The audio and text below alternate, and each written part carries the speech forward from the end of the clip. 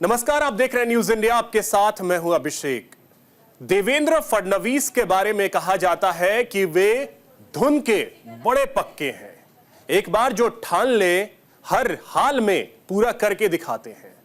2024 के लोकसभा चुनाव में महायुति की हार के बाद फडणवीस को आलोचना का सामना करना पड़ा था। उसके महज 5 महीने बाद फडणवीस ने जिस तरह विधानसभा चुनाव में बाजी पलटी है, हर कोई उनके राजनीतिक कौशल का मुरीद हो गया है।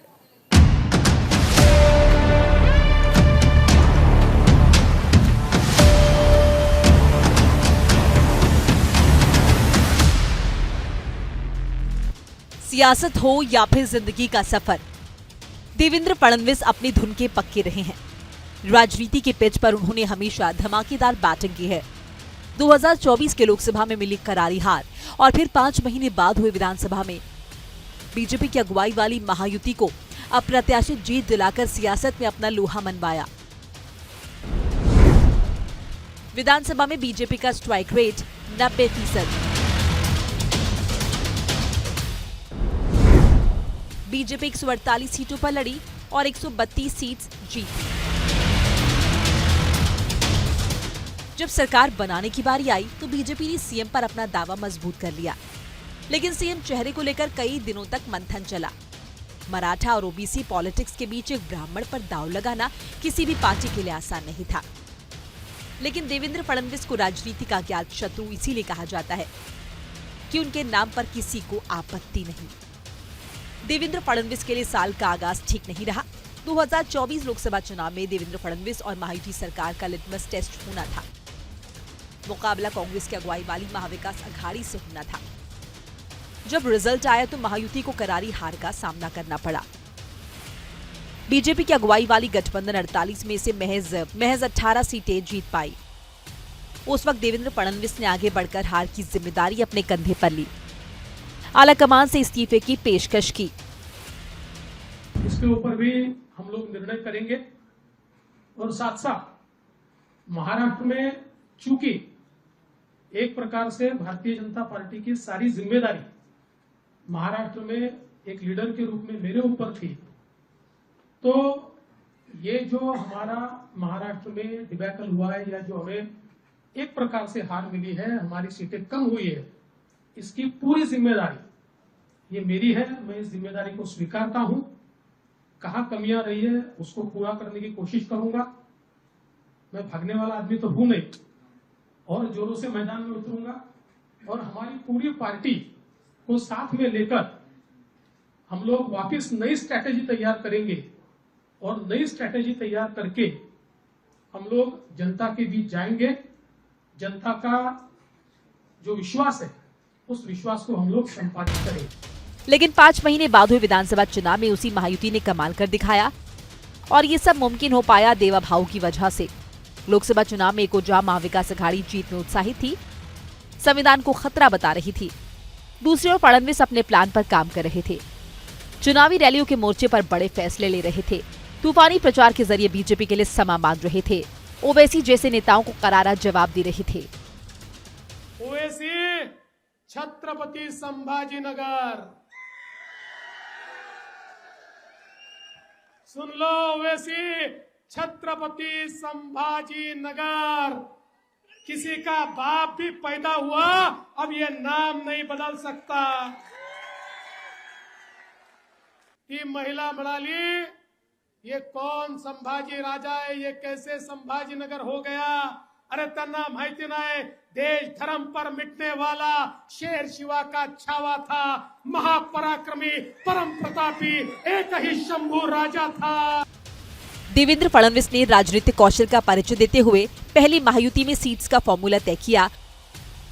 उसके बाद जिस मुद्दे को महाविकास अघाड़ी अपनी जीत की गारंटी मान रहे थे, उसका हर एक दांव उसी पर उल्टा बैठा। हर एक मोर्चे पर महायुति ने महाविकास अघाड़ी को मात दी। मराठा आरक्षण का मुद्दा, संविधान बदलने का मुद्दा, दलित वोट बैंक का मुद्दा, फसलों के दाम का मुद्दा। देवेंद्र फडणवीस ने हर उस मुद्दे को संजीदगी से लिया, उसे आम लोगों तक पहुंचाया। इसका ही नतीजा था जो दलित वोटर लोकसभा में महायुति से छिटक गए। ठीक 5 महीने बाद फिर से उसे अपने पाले में लाने वाले देवेंद्र फडणवीस कामयाब रहे। साथ ही साथ एक रहेंगे तो सेफ रहेंगे का संदेश भी देने में सफलता हासिल की।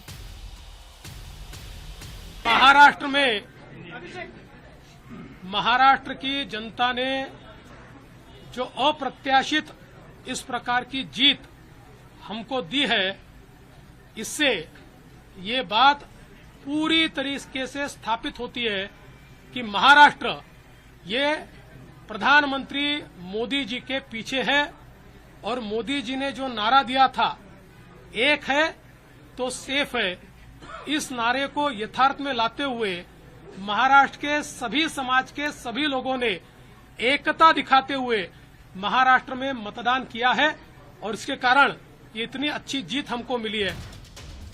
फडणवीस का नाम 2014 में महाराष्ट्र में बीजेपी की जीत के बाद पहली बार सामने आया था। दरअसल 2014 में महाराष्ट्र की सियासत में आमूलचूल परिवर्तन हुए थे। दिल्ली में जहां नरेंद्र मोदी का परचम बुलंद हुआ था, तो वहीं महाराष्ट्र में देवेंद्र फडणवीस का सितारा चमका था। लोग तो यहां तक कहने लगे थे कि दिल्ली में नरेंद्र और मुंबई में देवेंद्र। 2014 में बीजेपी सबसे बड़ी पार्टी के तौर पर महाराष्ट्र में उभरी। शिवसेना के साथ बीजेपी ने सरकार बनाई। नागपुर के मेयर के तौर पर कम समय में सुशासन और विकास के जरिए संघ में पैठ जमाने वाले देवेंद्र फडणवीस को पार्टी ने महाराष्ट्र का मुस्तकबिल सौंप दिया। 54 साल के देवेंद्र ने 20 साल की उम्र में सियासत शुरू कर दी। 22 साल की उम्र में सियासत में देवेंद्र सक्रिय थे। शुरुआत नागपुर में कॉर्पोरेटर से की थी। उसके बाद महज 22 साल बाद वो सूबे के सबसे बड़े नेता के तौर पर शुमार किए जाने लगे। जब 2014 में महाराष्ट्र के नए मुख्यमंत्री के तौर पर उनके नाम का ऐलान हुआ, तो राजनीतिक पंडित भौचक्का रह गए थे।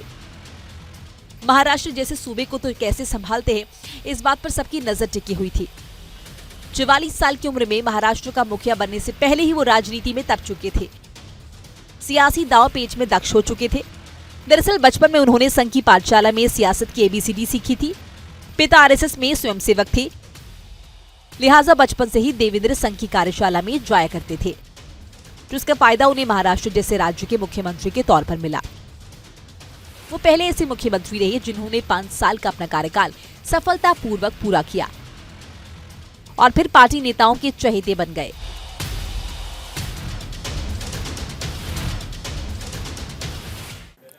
2019 में दोबारा बीजेपी ने बम्पर जीत दर्ज की थी, लेकिन नतीजे आने के बाद शिवसेना ने ऐन मौके पर जिस तरह से गच्चा दिया, उद्धव ठाकरे ने सीएम पर दावेदारी ठोककर देवेंद्र का रास्ता रोका।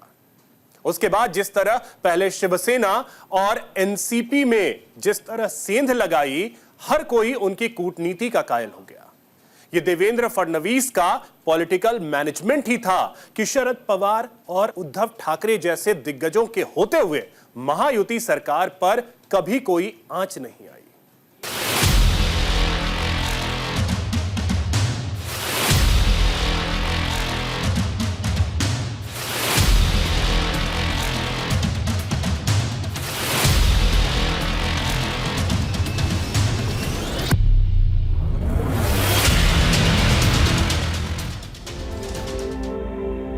देवेंद्र फडणवीस 44 साल की उम्र में महाराष्ट्र जैसे सूबे के सीएम बन गए थे, लेकिन उनके सियासी कौशल की असली परीक्षा होना बाकी थी।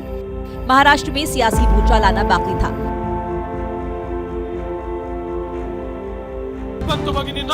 या समाजाला बदलण्याकरता विकास काय असतो तो शेवटच्या माणसापर्यंत पोहोचवण्याकरता 5 साल पूरा करने के बाद 2019 में दोबारा बीजेपी ने बम्पर जीत दर्ज की थी, लेकिन शिवसेना ने चुनाव परिणाम के बाद ऐन मौके पर गच्चा दे दिया। उद्धव ठाकरे ने मुख्यमंत्री पद पर दावेदारी ठोककर देवेंद्र का रास्ता रोक लिया था। उद्धव ने कांग्रेस और एनसीपी के समर्थन से महाराष्ट्र में नई सरकार बनाई, खुद उसके मुखिया बन बैठे। मजबूत इरादे वाले देवेंद्र यहाँ नहीं रुके। उनके बारे में कहा जाता है कि एक बार जब वो ठान लेते हैं तो फिर उसे हर हाल में मुकम्मल करके दम लेते हैं। शिवसेना की बेवफाई के बावजूद उन्होंने अजीत पवार के समर्थन से आनंद फानंद में सरकार बनाई। हालांकि सरकार महज 2 दिन ही चल पाई। अजीत पवार वापस अपने खेमे की ओर लौट गए। सियासत के जानकार बताते हैं कि शरद पवार का प्लान था जिसमें देवेंद्र फंसे थे, उनकी खूब किरकिरी हुई। देवेंद्र फडणवीस ने उस वाकये के बाद अपमान का घूंट पी लिया था, लेकिन वो हार कहां मानने वाले थे। अंदर ही अंदर अपने प्लान को अमली जामा पहनाते रहे। मौका 2.5 साल बाद मिला।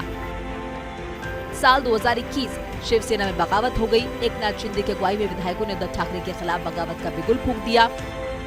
तब पूरे देश में चर्चा सरेआम थी कि शिवसेना में बगावत की कहानी कोई और नहीं, महाराष्ट्र के पूर्व मुख्यमंत्री देवेंद्र फडणवीस लिख रहे हैं। लेकिन उन्होंने कभी इस बात का खुले तौर पर इकरार नहीं किया। जिस शिवसेना ने अपनी विचारधारा के विपरीत जाकर सरकार बनाई थी, आखिरकार विधायकों के बगावत के 2.5 साल में सरकार गिर गई। उद्धव ठाकरे ने इस्तीफा दिया। तब सबको मालूम था कि एकनाथ शिंदे महाराष्ट्र के सीएम बनेंगे, जिसकी घोषणा खुद पूरी कहानी की स्क्रिप्ट लिखने वाले देवेंद्र ने की थी।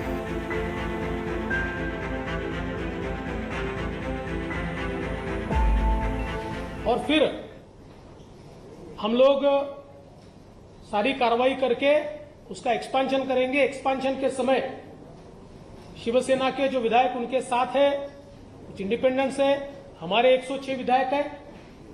इनमें से जो ज्येष्ठ वरिष्ठ लोग हैं, जो हमारी पार्टी तय करेगी या उनकी पार्टी तय करेगी, ऐसे लोगों को मौका दिया जाएगा और मंत्रिमंडल का एक्सपांशन किया जाएगा। मैं इस सरकार को पूरे तरीके से सहयोग करूंगा। मैं सरकार के बाहर रहूंगा और इस सरकार को सफल बनाने हेतु जो जो चीज करना आवश्यक है, ऐसी सारी चीजें हम मिलकर करेंगे, मेरा विश्वास है। लेकिन असली खेल तो बाकी था। आलाकमान के आदेश के बाद वही हुआ जिसकी कल्पना खुद देवेंद्र भाऊ ने नहीं की थी।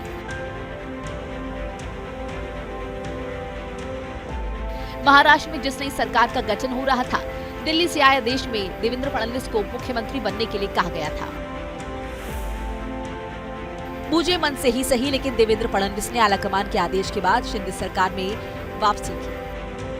मी देवेंद्र गंगाधरराव फडणवीस ईश्वर साक्ष शपथ घेतो की कायद्याद्वारे स्थापित झाले आहे अशा भारतीय संविधानाबद्दल मी खरी श्रद्धा व निष्ठा बाळगेन।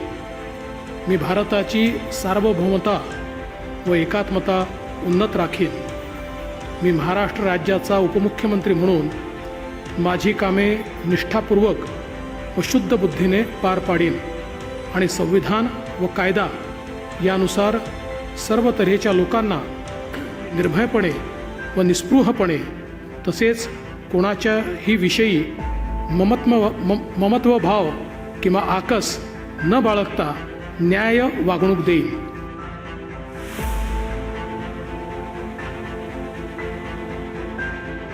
इस भरोसे के साथ उप मुख्यमंत्री की कमान संभाली कि एक दिन बतौर मुख्यमंत्री उनकी वापसी जरूर होगी।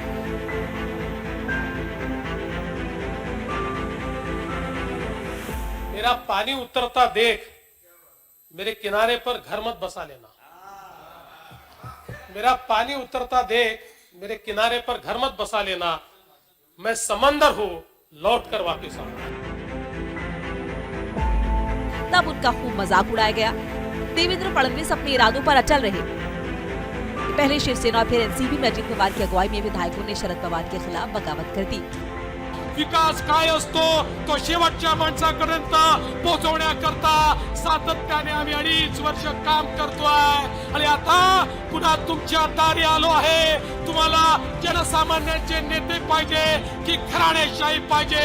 तुम्हाला तुमचं नेतृत्व पाहिजे की तुम्हाला खाली लेखणारे लोक पाहिजे? फैसला तुम्हाला करायचा। अजीत पवार शिंदे की अगुवाई वाली सरकार में शामिल हो गए। कहते हैं कि पर्दे के पीछे से एनसीपी में बगावत की स्क्रिप्ट लिखने वाले कोई और नहीं, देवेंद्र फडणवीस थे। देवेंद्र फडणवीस ने न केवल शिवसेना और एनसीपी में बगावत की कहानी लिखी, ये देवेंद्र फडणवीस का पॉलिटिकल मैनेजमेंट ही था कि शरद पवार और उद्धव ठाकरे जैसे दिग्गजों के होते हुए महायुति सरकार पर कभी कोई आंच नहीं आई। और इस तरह उन्होंने अपने पॉलिटिकल मैनेजमेंट का लोहा मनवाया। Nishant Kumar, news India.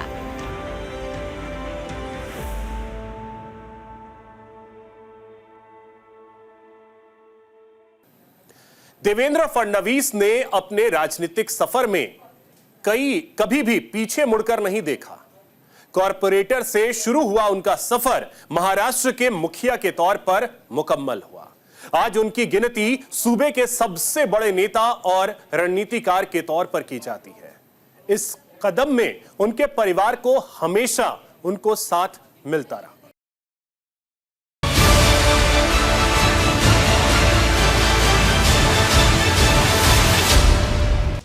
सियासत में उम्र को अनुभव का तकाजा माना जाता है। 50 साल की उम्र को युवा कहा जाता है, लेकिन देवेंद्र के राजनीतिक कौशल ने उन्हें न सिर्फ महाराष्ट्र के सर्वोच्च मुकाम पर पहुंचाया, बल्कि देखते ही देखते उनकी गिनती महाराष्ट्र के सबसे बड़ी नेता और रणनीतिकार के तौर पर की जाने लगी। रातों रात वो बीजेपी के लिए उम्मीद की किरण नजर आने लगे, पार्टी के खासम खास में शुमार किए जाने लगे। देवेंद्र फडणवीस नागपुर के रहने वाले हैं। संघ की कार्यशाला से उन्होंने जो सियासत की शुरुआत की है, उसका फायदा उन्हें मुंबई में हुआ। देवेंद्र फडणवीस के सियासी सफर की बात करें तो पहली दफा साल 1992 में वो पार्षद बने। नागपुर में सुविधाओं में काफी सुधार किया।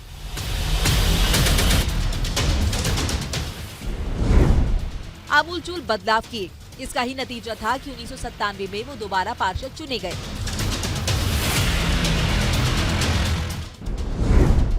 साल 1997 के आखिर में वो 27 साल की उम्र में नागपुर की सबसे कम उम्र के मेयर चुने गए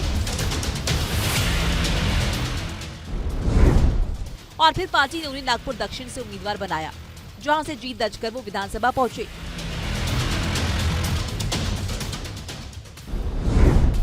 महज 15 साल बाद देवेंद्र फडणवीस 2014 में महाराष्ट्र के मुख्यमंत्री बने।